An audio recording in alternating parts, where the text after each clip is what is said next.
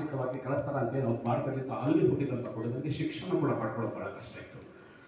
ಅದೃಷ್ಟವಶಾತ್ ಅವರ ತಂದೆ ವೀರಪ್ಪ ನಾಯಕ ವಿಜಯನಗರ ಸಾಮ್ರಾಜ್ಯದ ಇದರಲ್ಲಿ ಒಬ್ಬ ಆಡಳಿತಗಾರ ಅಥವಾ ಒಂದು ಸೈನ್ಯದ ಒಂದು ನೇತೃತ್ವ ವಹಿಸ್ಕೊಂಡಿದ್ದರಿಂದ ಅವ್ರ ಮಗನಾಗಿ ಅದೃಷ್ಟವಶಾತ್ ನಮ್ಮ ಕನಕದಾಸರಿಗೆ ಶಿಕ್ಷಣ ಸಿಕ್ತು. ಸಾಮಾಜಿಕವಾಗಿ ತುಳಿತಕ್ಕೊಳಗಾದಂಥ ಮೊಟ್ಟ ಮೊದಲ ಶಿಕ್ಷಣ ಸಿಕ್ಕಿದಾಗ ಹೇಗೆ ಪ್ರತಿಭಾವಂತರಾಗ್ತದೆ ಸಾಕ್ಷಿ ನಮ್ಮ ಕನಕದಾಸರು. ಸಂಸ್ಕೃತ ಮತ್ತು ಕನ್ನಡದಲ್ಲಿ ಶ್ರೇಷ್ಠ ಪಾಂಡಿತ್ಯವನ್ನು ಕನಕದಾಸರು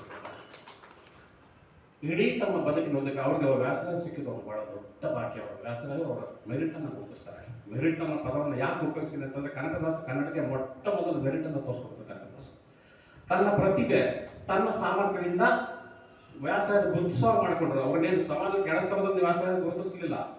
ಅವರನ್ನ ಪ್ರತಿಭೆ, ಸಹಜ ಪ್ರತಿಭೆ ಮತ್ತು ಅವರ ಅಧ್ಯಯನ, ಅವರ ಶ್ರಮವನ್ನು ಗುರುತಿಸಿ ಅವ್ರನ್ನ ನೀನು ದಾಸಶ್ರೇಷ್ಠ ಅಂತ ವ್ಯಾಸರಾಜ ಗುರುತಿಸಿದ್ರು. ಅಂತ ದಾಸಶ್ರೇಷ್ಠ ಅಂತ ಗುರುತಿಸ್ಕೊಂಡ ಕನಕದಾಸ ತಮ್ಮ ಇಡೀ ಬದುಕನ್ನ ದಾಸ ಒಂದು ಸಾಹಿತ್ಯಕ್ಕೆ ಸಮರ್ಪಿಸ್ಕೊಳ್ತಾ 250 ಶ್ರೇಷ್ಠ ದಾಸರಲ್ಲಿ ಕನಕದಾಸನ ವಿಶಿಷ್ಟವಾಗಿ ಗುರುತಿಸಿದ್ರು. ಅವರು ಅಷ್ಟು ದಾಸ ಸಾಹಿತ್ಯದಲ್ಲಿ ಸಾಮಾಜಿಕ ನ್ಯಾಯದ ಬಗ್ಗೆ ಮಾತಾಡ್ತಾರೆ. ಕಾವ್ಯದ ಒಳಗಡೆ ಸಾಮಾಜಿಕ ನ್ಯಾಯದ ಬಗ್ಗೆ ಮಾತಾಡ್ತಾ ಇಡೀ ಸಮಾಜವನ್ನು ಇದ್ದಿದ್ದ ಕನಕದಾಸರು ಶ್ರೇಷ್ಠ ದಾಸರು ಅಂತೇಳಿ ಎಲ್ಲ ಅವ್ರ ಗುರುಗಳಾದಂಥ ವ್ಯಾಸರಾಜ ಗುರುತಿಸ್ತಾರೆ. ಮತ್ತು ಇಡೀ ಕನ್ನಡ ಗುರುತಿಸುತ್ತೆ.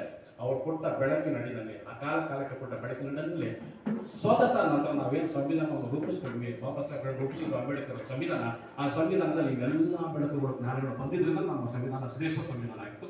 ಆ ಹಿನ್ನೆಲೆಯಲ್ಲಿ ಕನಕದಾಸ ಜಯಂತಿ ಅತ್ಯಂತ ಮಹತ್ವದ ಅರ್ಥಪೂರ್ಣವಾಗಿದೆ.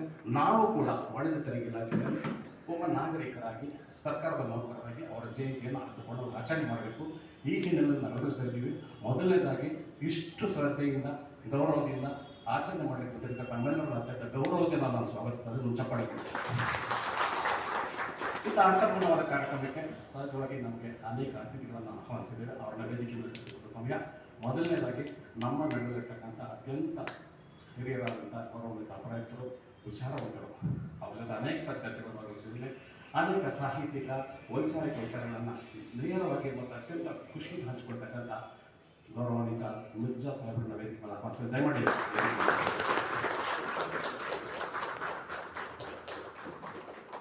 ಕನಕದಾಸರನ್ನ ಕುರಿತು ಮಾತಾಡಲಿಕ್ಕೆ, ಅವ್ರ ಬಗ್ಗೆ ಅಧ್ಯಯನ ಮಾಡಿರ್ತಕ್ಕಂಥ ಒಬ್ಬರನ್ನು ಹುಡುಕಬೇಕಂತ ಕೇಳಿಕೊಂಡಾಗ ನಮ್ಮ ನಾಡಿನ ಹಿರಿಯರಾದಂಥ ಪುರುಷೋತ್ತಮ ಗುಳಿಮಲೆ ಅವರು ನಮಗೆ ಹೇಳಿದ್ದು, ಸೌಮ್ಯ ಕೋಳೂರು ಅಂತ ಹೇಳಿ ಪ್ರತಿಭಾವಂತರಿದ್ದಾರೆ, ಕನಕದಾಸರ ಬಗ್ಗೆ ಅಧ್ಯಯನ ಮಾಡಿದ್ದಾರೆ, ಅವರನ್ನು ಕರ್ಕೊಂಡು ಹೋಗಿ ಅಂತೇಳಿ ಅವರು ಪ್ರೀತಿ ನಂಬಿದ್ದಾರೆ.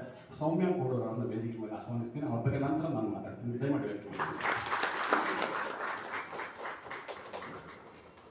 ನಾವು ಯಾವುದೇ ಕಾರ್ಯಕ್ರಮ ಮಾಡಲಿ, ಯಾವುದೇ ಸಂಘಟನೆ ಮಾಡಲಿ, ನಮ್ಮ ಇಲಾಖೆಯಲ್ಲಿರ್ತಕ್ಕಂಥ ಎಲ್ಲ ಸಂಘಟನೆಗಳ ಒಳಗೂಡಿಕೊಂಡೇ ಮಾಡ್ಬೋದು. CND ಕನ್ನಡ ಸಂಘದ ನೇತೃತ್ವವನ್ನು ನಡೆತಕ್ಕಂಥ ಸಂಘಟನೆಗೆ ಅತ್ಯಂತ ಸಂತೋಷದಿಂದ ನಮ್ಮ ವಾಣಿಜ್ಯ ತೆರಿಗೆ ಇಲಾಖೆ ಸೇವಾಧಿಕಾರಿಗಳ ಸಂಘದ ಪರವಾಗಿ ಗೌರವಾನ್ವಿತ ರಘುನಾಥ್ ಕೋಟರು ಬಂದಿದ್ದಾರೆ. ದಯಮಾಡಿ ರಘುನಾಥ್ ಕೋಟರು. ಮತ್ತೊಂದು ಮಹತ್ವದ ಸಂಘಟನೆ ವಾಣಿಜ್ಯ ತೆರಿಗೆ ಇಲಾಖೆ SC/ST ಕ್ಷೇಮ ಒಂದು ಸಂಘ. ಆ ಒಂದು ಸಂಘದ ಪರವಾಗಿ ನಮ್ಮೆಲ್ಲರ ಹಿರಿಯಣ್ಣ ದೊರೆ ಸಾರ್ದಾಗಿ ಅಧ್ಯಕ್ಷರು ದಯಮಾಡಿ ವೇದಿಕೆ. ಹಾಗೆಯೇ ನಮ್ಮ ಸಾಂಸ್ಕೃತಿಕವಾಗಿ ಇಲಾಖೆ ಎಚ್ಚರವಾಗಿರ್ತಕ್ಕಂಥ ಮತ್ತೊಂದು ಸಂಘ ವಾಣಿಜ್ಯ ತೆರಿಗೆ ಇಲಾಖೆ ಕನ್ನಡ ಸಂಘದ ಪರವಾಗಿ ಅವರ ಅಧ್ಯಕ್ಷರ ಅನುಪಸ್ಥಿತಿಯಲ್ಲಿ ಸಹೋದರಿ ಸಬಿಸ್ತಾ ತಪಸ್ ಅವರ ವೇದಿಕೆ ಮೇಲೆ ಆಹ್ವಾನಿಸ್ತಾರೆ. ದಯಮಾಡಿ ಬರಬೇಕು. ಕಳೆದ ಒಂದು 2-3 ವರ್ಷಗಳ ಈಚೆಗೆ ನಮ್ಮ CND ದರ್ಜೆ ನೌಕರ ಸಂಘದ ಅಧ್ಯಕ್ಷರಾದ ಧರ್ಮಜಿ ಹೇಳ್ತಾ ಇದ್ರು, ನಾವು ಬಸವಣ್ಣ ಜಯಂತಿ ಅಂತ ಸರ್ಕಾರ ರಜೆ ಘೋಷಣೆ ಮಾಡಿದೆ, ಕನಕ ಜಯಂತಿ ರಜೆ ಘೋಷಣೆ ಮಾಡಿದೆ, ಎಲ್ಲರೂ ರಜೆ ತಗೊಂಡು ಕೂಡಿಗೆ ಹೋಗ್ತಾರೆ, ಅರ್ಥಪೂರ್ಣ ಆಚರಣೆ ಆಗೋದಿಲ್ಲ. ನಾವು ಜವಾಬ್ದಾರಿತ ನಾಗರಿಕರು, ಸರ್ಕಾರಿ ನೌಕರರಿಗೆ ಜವಾಬ್ದಾರಿತ ನಾಗರಿಕರು. ನಮ್ಮ ಸರ್ಕಾರ ಯಾಕೆ ರಜೆ ಕೊಟ್ಟಿದೆ, ಆ ಹಿರಿಯರ ಆಶಯಗಳನ್ನು ಜನಕ್ಕೆ ತಲುಪಿಸಲಿ, ನಮ್ಮನ್ನು ನಾವು ಅಳವಡಿಸ್ಕೊಳ್ಕೊಳ್ಳಿ ಅಂತ ಆ ಹಿನ್ನೆಲೆಯಲ್ಲಿ ಕಾರ್ಯಕ್ರಮ ಮಾಡಬೇಕು ಅಂತ ಚಿಂತನೆ ಮಾಡಿ ಹೋದ ವರ್ಷದ ಕಾರ್ಯಕ್ರಮ ಆರಂಭ ಮಾಡಿದ್ವಿ. ಕಳೆದ ವರ್ಷ ಅದ್ಭುತವಾಗಿ ಯಶಸ್ವಿಯಾದ ಕಾರ್ಯಕ್ರಮ. ಈ ಒಂದು ಕಾರ್ಯಕ್ರಮಕ್ಕೆ ಕಾರಣ ವಾಣಿಜ್ಯ ತೆರಿಗೆ C ಮತ್ತು D ನೌಕರ ಸಂಘದ ಅಧ್ಯಕ್ಷರು ಮತ್ತು ಎಲ್ಲ ಪದಾಧಿಕಾರಿಗಳು. ಅವರ ಪರವಾಗಿ ಈ ಸಮಾರಂಭದ ಅಧ್ಯಕ್ಷರನ್ನು ಕೂಡ ವಹಿಸಿಕೊಳ್ಬೇಕಂತ ಹೇಳಿ ಗೌರವಾನ್ವಿತ ಧರ್ಮರಾಜ್ ಅವರನ್ನ ನನ್ನ ವೇದಿಕೆ ಮೇಲೆ ಆಹ್ವಾನಿಸ್ತಾ ಇದ್ದೀನಿ.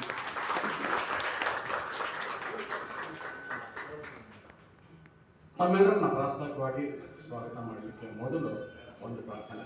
ಕನಕದಾಸರು ಶ್ರೇಷ್ಠ ಪ್ರಾರ್ಥನಾ ಗೀತೆಗಳನ್ನು ರಚನೆ ಮಾಡಿದ್ದಾರೆ. ಅವರ ಕಾವ್ಯದ ಕುರಿತು ಸೌಮ್ಯ ಆಮೇಲಿಂದ ಮಾತಾಡ್ತಾರೆ. ಕನಕದಾಸರು ರಚನೆ ಮಾಡಿದಂಥ ನಮ್ಮಮ್ಮ ಶಾರದೆ ಕೃತಿಯೊಂದಿಗೆ ಪ್ರಾರ್ಥನಾ ಗೀತೆ ಕೊಡಬೇಕೆಂದು ಸಹೋದರಿ ಸಬಿಸ್ತಾ ತಪಸ್ಸನ್ನು ಆಹ್ವಾನಿಸ್ತಾ ಇದ್ದಾರೆ. ನಮ್ಮಮ್ಮ ಶಾರದೆ.